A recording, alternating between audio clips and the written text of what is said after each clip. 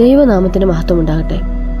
പ്രിയ സഹോദരങ്ങളെ, ഈ വിശുദ്ധ നോമ്പുകാലത്തിൽ ദൈവം നമ്മോട് എന്താണ് സംസാരിക്കുന്നത്?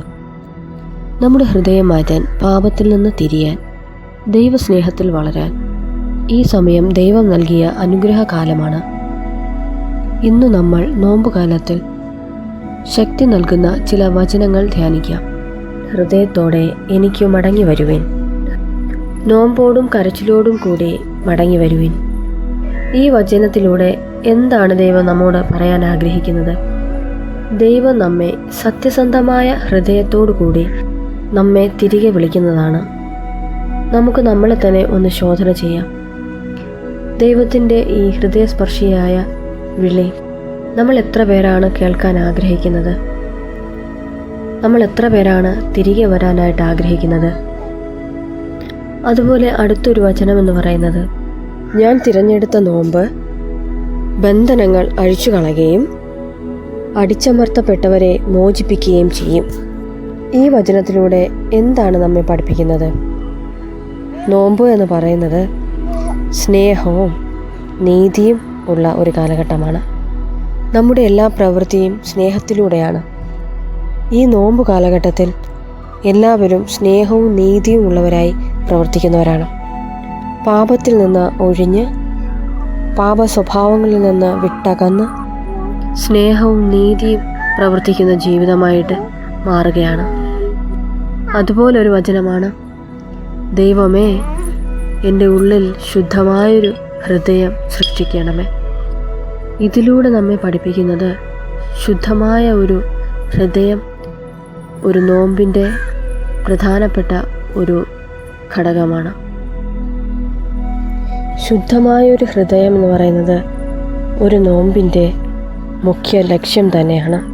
അതുപോലെ മറ്റൊരു വചനമാണ്, മനുഷ്യൻ അപ്പം മാത്രം കൊണ്ടല്ല, ദൈവത്തിൻ്റെ വായിൽ നിന്ന് പുറപ്പെടുന്ന ഓരോ വചനത്താലും ജീവിക്കുന്നു.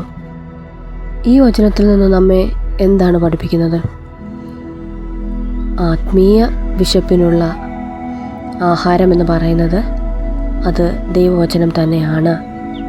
ഈ നോമ്പുകാലത്തിൽ നാം ഓരോരുത്തരും ആത്മീയ വിശപ്പ് ഉള്ളവരായിരിക്കണം. ആത്മീയമായ വിശപ്പും ദാഹവും നമ്മിൽ ഓരോരുത്തരിലും അധികമായി വേണം. നമ്മുടെ മുൻപോട്ടുള്ള ജീവിതത്തിൽ ആത്മീയ വിശപ്പും ദാഹവും ഉള്ളവരായി തീരുവിൻ. അതുപോലെ മറ്റൊരു വചനം എന്ന് പറയുന്നത്, ദൈവത്തിന് അടുത്തു വരുവിൻ, അവൻ നിങ്ങളോട് അടുത്തു വരും. ഈ വചനത്തിലൂടെ എന്താണ് നമ്മോട് പറയാനായിട്ട് ആഗ്രഹിക്കുന്നത്? നാം ഓരോരുത്തരും എത്രത്തോളം ദൈവത്തിലേക്ക് അടുക്കുന്നുവോ അത്രത്തോളം ദൈവം നമ്മളിലേക്കും അടുക്കും. ദൈവം നമ്മളിലേക്ക് അടുക്കുമ്പോൾ നമുക്ക് തിന്മയായി വരുന്നതെല്ലാം നമുക്ക് നന്മയായിട്ട് മാറും. അതാണ് അതിൻ്റെ ഒരു അത്ഭുതം എന്ന് പറയുന്നത്. നാം ദൈവത്തോട് അടുക്കുമ്പോൾ ദൈവം നമ്മോടും അടുക്കും. ദൈവം നമ്മോട് അടുക്കുമ്പോൾ എന്താണ്? നമ്മുടെ ജീവിതത്തിൽ നമുക്ക് വരുന്ന എല്ലാ തിന്മകളും നമുക്ക് നന്മകളായിട്ട് മാറും. നാം ഓരോരുത്തരും ഈ നോമ്പുകാലത്തിൽ ദൈവത്തോട് കൂടുതൽ അടുപ്പമുള്ളവരാകുവിൻ.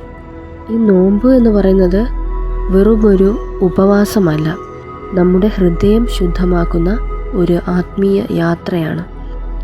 ഈ നോമ്പുകാലത്തിൽ നാം ഓരോരുത്തരും ദൈവത്തോട് കൂടുതൽ അടുത്തുകൊണ്ട്